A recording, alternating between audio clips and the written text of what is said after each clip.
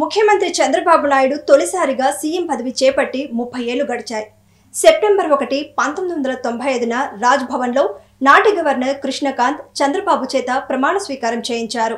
Chandrababu CM పదవి చేపట్టేందుకు ఏర్పడిన కారణాలు, ఆ తర్వాత ఆయన పనితీరు, తదనంతరం పరిణామాలపై మెట్రో టీవీ ప్రత్యేక కథనం ఇదే.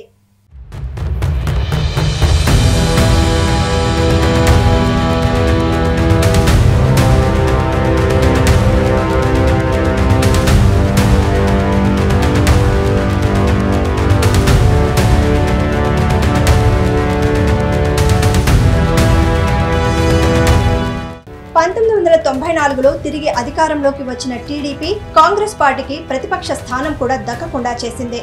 50 రూపాయలకే హార్స్ పవర్, మద్య నిషేధం లాంటి హామీలతో ఎన్టీఆర్ గతం కన్నా మెజారిటీతో అధికారంలోకి వచ్చారు. అయితే ఏడాది తిరగక ముందే ఆయన అధికారం కోల్పోవాల్సి వచ్చింది. అసలు ఎన్టీఆర్ ఎందుకు అధికారాన్ని కోల్పోయారు? ముఖ్యమంత్రి పదవి నుంచి ఎన్టీఆర్ ను దించేంతగా ఆ అభిమాన నటుడు ఏం తప్పు చేశాడు? అసలు దీని వెనుక కథ ఏంటి?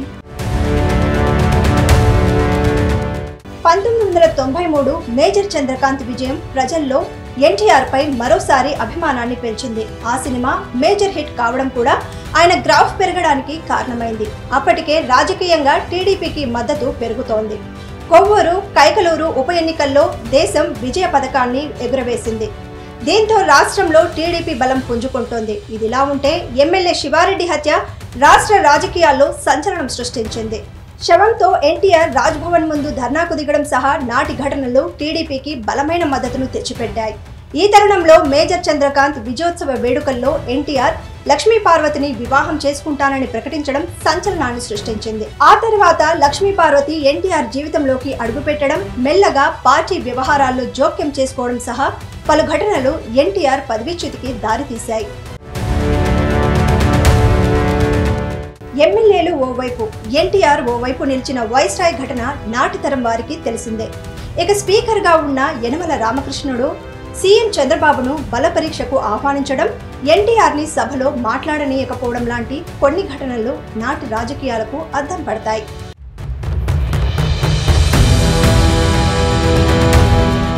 శాసనసభలో పరాభవంతో ఎన్టీఆర్ ప్రజల వద్దకు వెళ్లి తనకు అన్యాయం జరిగిందంటూ ప్రచారం జరిపారు. ఎన్టీఆర్ వెంట లక్ష్మీ పార్వతి, దగ్గుబాటి వెంకటేశ్వరరావు సహా పలువురు ఎమ్మెల్యేలు మాత్రమే ఉన్నారు. ఇక అధికారం చేపట్టిన చంద్రబాబుని టీడీపీ పార్టీ అధ్యక్షుడిగాను ఎన్నికయ్యారు. పాలనలో వేగం, అభివృద్ధికి వెంపర్లాట, ఇది చంద్రబాబు సిద్ధాంతం. అప్పటి వరకు హేమాహేమీలు నిర్వహించిన సీఎం పీఠంపై ప్రజలు చంద్రబాబుని ఊహించుకోలేదన్నది నిజమే. కానీ ఆ తర్వాత ఆయన చేపట్టిన కార్యక్రమాలు ఆయన్ను ఒక విజన్ ఉన్న నేతగా ప్రజల్లో గుర్తింపునిచ్చిందే. తొలినాళ్లలో శ్రమదానం, జన్మభూమి లాంటి కార్యక్రమాలు ప్రజల్లో ఉత్సాహాన్ని నింపాయి. ఈ కార్యక్రమాలు చంద్రబాబుని ప్రజలకు చేరువ చేశాయి. ఆ తర్వాత 1997లో మద్య నిషేధాన్ని ఎత్తివేయడంపై విపక్షాలు దుమ్మెత్తిపోసిన రాష్ట్ర పరిస్థితుల దృష్ట్యా తప్పదని చంద్రబాబు తర్వాత వివరణ ఇచ్చుకున్నారు. ఇక 1999 ఎన్నికల్లో బీజేపీతో కలిసి పోటీ చేసిన చంద్రబాబు తొలిసారిగా ఒంటి చేత్తో పార్టీని గెలిపించి తనకు ప్రజల మద్దతు ఉందని చాటుకున్నారు. ఇక ఇక్కడి నుంచి ఆయన వెనుతిరిగి చూడలేదు.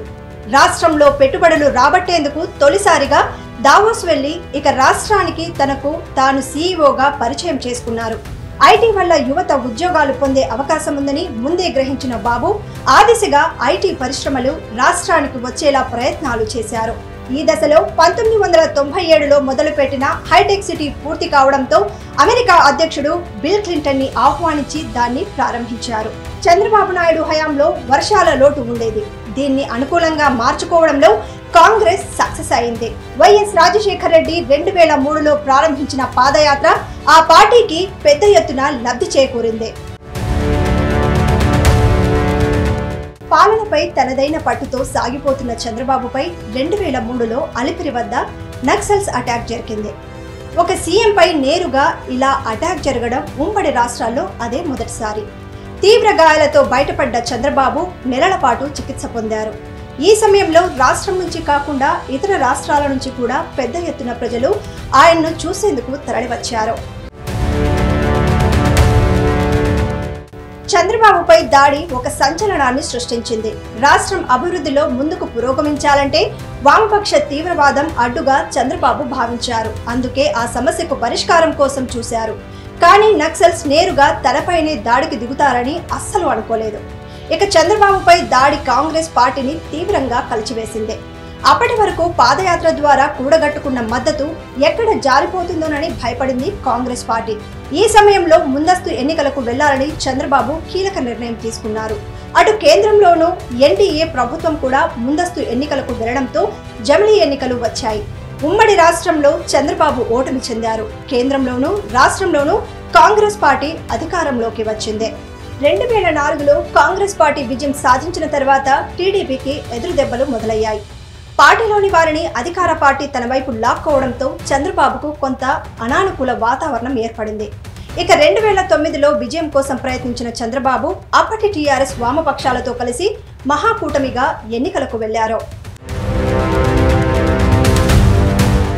2009 ఎన్నికల్లోనూ టీడీపీ అధికారంలోకి రాలేదు. ఇక ఆ ఏడాది సీఎం రాజశేఖర్ రెడ్డి అనూహ్యంగా ప్రమాదంలో మృతి చెందారు. దీంతో రాష్ట్రంలో రోషయ్య నేతృత్వంలో కాంగ్రెస్ ప్రభుత్వం ఏర్పడింది. ఇదే సమయంలో తెలంగాణ ఉద్యమం ఉవ్వెత్తున ఎగిసింది. దీంతో అన్ని పార్టీలు తెలంగాణకు మద్దతు ఇవ్వక తప్పలేదు. చంద్రబాబు కూడా తన వైఖరిని ప్రకటించాల్సి వచ్చింది. ఆ తర్వాత కాంగ్రెస్ లోని పరిస్థితులు రోషయ్యను పదవీచ్యుతుని చేసి కిరణ్ కుమార్ రెడ్డిని సీఎంగా చేశాయి. కేంద్రం తెలంగాణ ప్రకటన చేసింది. జూన్ 2న తెలంగాణ ప్రత్యేక రాష్ట్రంగా ఏర్పడింది. విభజనతో తెలుగు రాష్ట్రాల్లో ముఖ్యంగా ఆంధ్రప్రదేశ్ వెనుకబడింది. 10 ఏళ్లు ఉమ్మడి రాజధానిగా హైదరాబాద్ ని ఏర్పాటు చేశారు. ఈ తరుణంలో చంద్రబాబుని ప్రజలు నమ్మారు. 2014లో అధికారంలోకి టీడీపీని తీసుకువచ్చి బాబుని ఆంధ్రప్రదేశ్కు భవిష్యత్ అవుతారని నమ్మారు. ఇక కొత్త రాష్ట్రంలో పరిస్థితిని చక్కదిద్దడంలో చంద్రబాబు సఫలమయ్యారు. కొత్త రాష్ట్రం, కొత్త సమస్యలు, వేటికి వెరవని చంద్రబాబు తనదైన రీతిలో పాలన సాగించారు. అయితే 2019లో మాత్రం ఆ రాష్ట్ర ప్రజలు వైఎస్ జగన్ కు పరిపాలనా పగ్గాలు అప్పగించారు. జగన్ పాలనలో టీడీపీకి అనేక మార్లు ఇబ్బందికర పరిస్థితులు ఏర్పడ్డాయి. ఒక దశలో చంద్రబాబును సైతం 50 రోజులకు పైగా జైల్లో పెట్టారు. ఇన్ని ఒడిదుడులకు మధ్య 2024లో జనసేన, బీజేపీలతో కలిసి టీడీపీ రికార్డు స్థాయిలో విజయం సాధించింది. మళ్లీ అధికారంలోకి వచ్చింది. రాష్ట్ర రాజధానిగా ఇంతకు ముందు ప్రకటించిన అమరావతి పనులు శరవేగంగా దూసుకెళ్తున్నాయి. ఇటు ఆంధ్రప్రదేశ్ కు జీవనాడిగా నిలిచే పోలవరం పనులు వేగాన్ని అందుకున్నాయి. తన ఆలోచనలు, నిరంతర శ్రమ, పట్టుదల, తనకున్న అనుభవంతో చంద్రబాబు ఇప్పుడు ఆంధ్రప్రదేశ్ ను అభివృద్ధి దిశలో నడిపే పనిలో ఉన్నారు. 30 ఏళ్ల క్రితం ఒక సాదా సీదా మనిషి నేడు అనుభవజ్ఞుడైన ముఖ్యమంత్రిగా దేశ విదేశాల్లో తన బ్రాండ్ ని సొంతం చేసుకున్న విజనరీ లీడర్ చంద్రబాబు.